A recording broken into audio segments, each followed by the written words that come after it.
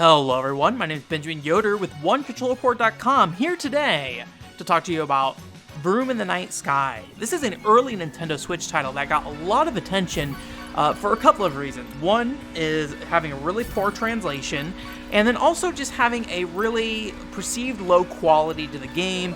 I think in a lot of cases people might look at this as like a cash grab in some ways. But I think that's, I get that perception for sure, but if you've ever played Doujin games in the past, which are basically Japanese indie games, this is about right for that. They typically are, low budget, short, and if they get a localization, it's usually pretty rough. And also they almost always feature an anime girl as the main character, so there you go. We got the complete Doujin checklist here. So I think if you haven't played a Doujin game before, this game probably looks pretty bad on paper. But it's actually kind of a neat little experiment of a game that feels somewhat like a mix between Nights into Dreams and Tony Hawk in some ways. So it's kind of this neat little genre mashup. So the game is about you being a witch who flies through the sky using these motorcycles and sometimes other objects, and you basically are going to go collect stars. And after you collect all those stars, you can go ahead and essentially finish the level by driving into a goal. It's very short and easy, and that's really all you have to do to complete a level. And there's maybe I think 10 levels in the game, so you're gonna finish this up pretty quick if that's your main goal. Maybe even 15 minutes. So again, super short.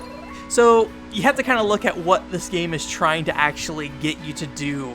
And that's basically to grind a score. And when you grind that score, you basically are building up a currency. So how you build up that score is through being able to do a variety of tricks. So you can basically bounce off the ground.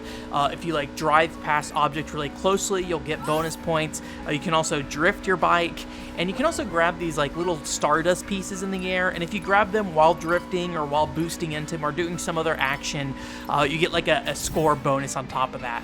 You also can fight off a rival witch that will show up in the course. And so you can go ahead and shoot these little laser beams at her. It's really clumsy, but as long as you fire a bunch of them at them, and eventually one's likely going to hit them, then you'll get your score. So as you do these actions, if you do them close enough to each other, you essentially build up a combo. So you have a score that's building up, and then if you hit a wall or slam into something, you lose that score in a very Tony Hawk way if you were to bail out on a trick. So you need to go ahead and make sure that you cash in that score at times. So each level kind of has a limited set of resources, so those stardust pieces, the stars themselves, and then also there's only one rival witch battle in each course. So once you've kind of gotten your points for those, you can still stick around and get more points, but the more effective thing to do is to essentially cash out and start the level over.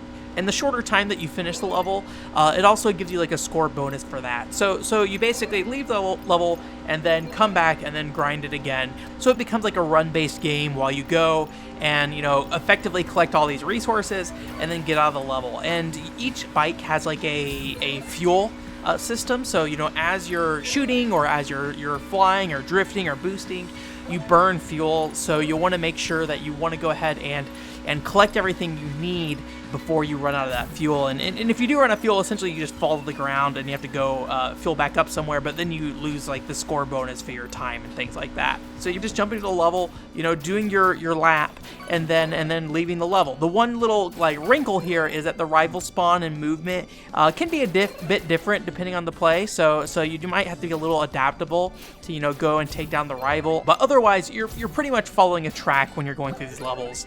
And being fast and efficient at this is actually pretty challenging because the bikes themselves have a really heavy feeling to it. I'm not 100% sure the best way to describe it, but it's very awkward to control these bikes, but it is something that you can learn. You really can do some really satisfying things, like when you're sliding through a series of trees while drifting. Once you've kind of mastered how the drift works, you get a huge score bonus from doing that. So there are things you can do in the level once you kind of learn how to best control the bike that really can give you an edge on your score. The thing is that there's not a ton of incentive to like learn the game's mechanics super well, because like I said earlier, your score kind of translates into a currency. So you basically go in and you buy additional bikes and things like that. And as you buy those bikes, you unlock additional content. Like in some cases, additional levels are attached to bikes.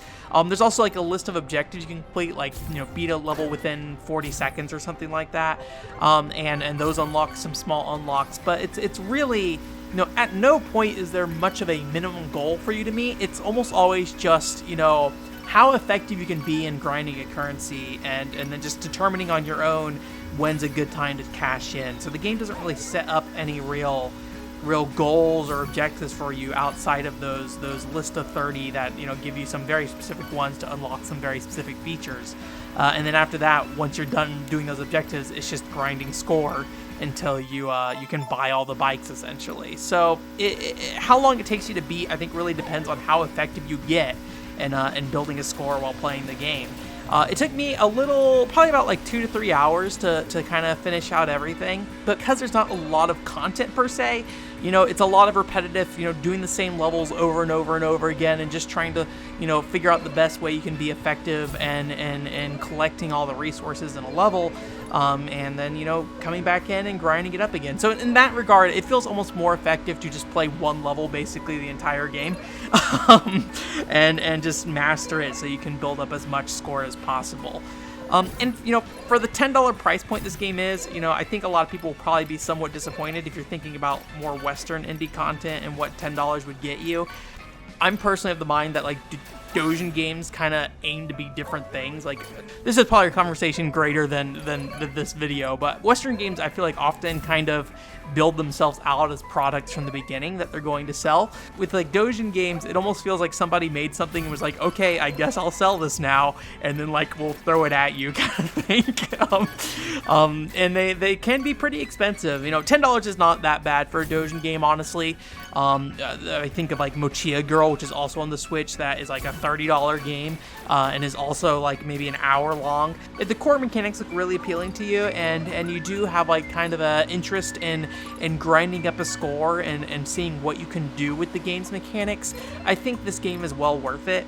But you know, for I think for most people, a game like Vroom in the Night Sky is just not quite what they want and not quite the experience they're looking for. But that's also kind of what I think is really fun about Doujin games is just getting these little projects that often are very very mixed in their presentation and how they function, and sometimes very unstable mechanically, but that's just kind of like part of the charm, I feel like, of Doujin games to some extent. But you know, you need to know what you're getting into when you buy a Doujin game. Anyways, Vroom in the Night Sky. It's a pretty cool game, but I think it's for a very select group of people who will like this kind of thing, and I did like it, although again, it's a bit repetitive, but I don't regret buying it, and I don't regret playing it. It was a pretty good time. Anyways, that's it for this week. Thanks for coming. OneControlPort.com is the website. If you're interested in more Doujin games, I have a featured review that I did of Super Panda Ball. This is a kind of like a golf panda game where you kind of like knock this panda around on this course, and you kind of complete the courses by knocking this panda around. He's a kind of a masochistic panda too, so there's a little bit of humor in the game. So I definitely would recommend checking that video out. As far as I know, on dlsite.com, I'm still the only person who's purchased Super Panda Ball, so if you buy Super Panda Ball, let me know. Anyways, thanks again for coming. Hope you have a great week. Bye!